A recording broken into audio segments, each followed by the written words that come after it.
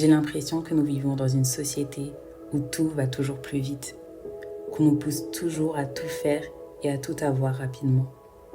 Il faut gagner beaucoup d'argent très vite, avoir une belle voiture, avoir sa propre entreprise très jeune, être marié avant la trentaine, sous peine d'être critiqué ou bien d'être jugé par les autres. Et puis, honnêtement, je pense que ce phénomène a pris encore plus d'ampleur à cause des réseaux sociaux. Nous sommes constamment connectés à nos appareils et nous observons souvent la vie des autres au travers de nos écrans. Combien de fois n'avons-nous pas envié la vie des personnes que l'on pouvait voir sur Internet ? Dès que l'on ouvre ces applications, on a comme l'impression que tout est si beau chez les autres, que leur vie est parfaite, qu'ils enchaînent les réussites et les succès, que tout leur sourit. On commence à se rabaisser, à se dénigrer et à tout remettre en question dans nos vies. Même lorsque l'on éteint nos écrans, cette envie de se comparer à l'autre persiste dans la vie quotidienne. Et puis, finalement, on pense que le poste que l'on occupe n'est plus assez bien, que la filière que nous avons choisie n'est pas assez prestigieuse, que les choses ne vont pas assez vite. Nous nous mettons donc à nous comparer à eux, à nous dire que nous ne sommes pas assez bien, que nous n'avons pas accompli grand-chose dans la vie, que nous sommes en retard par rapport aux autres. Et cela devient comme un cercle vicieux. Vous savez ce qu'on dit ? L'herbe a toujours l'air si verte chez les autres. Et c'est là où est le danger. On se dit qu'on va tout faire tout seul. On veut créer nos propres plans pour atteindre ce soi-disant niveau de réussite que nous véhicule constamment la société. On veut être l'auteur de sa propre histoire, compter que sur nous-mêmes. Et on finit par oublier.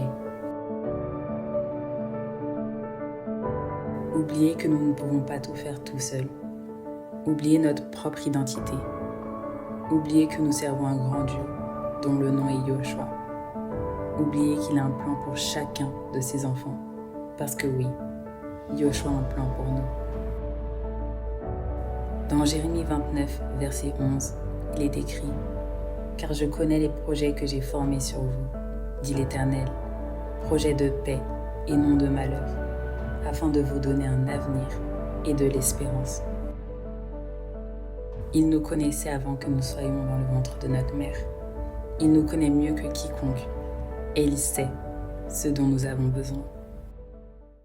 La vérité, c'est que nous devons arrêter de toujours vouloir aller trop vite. Nous devons arrêter de toujours vouloir faire les choses par nous-mêmes. La comparaison, l'envie et la jalousie sont des choses que nous devons rejeter et refuser dans nos vies.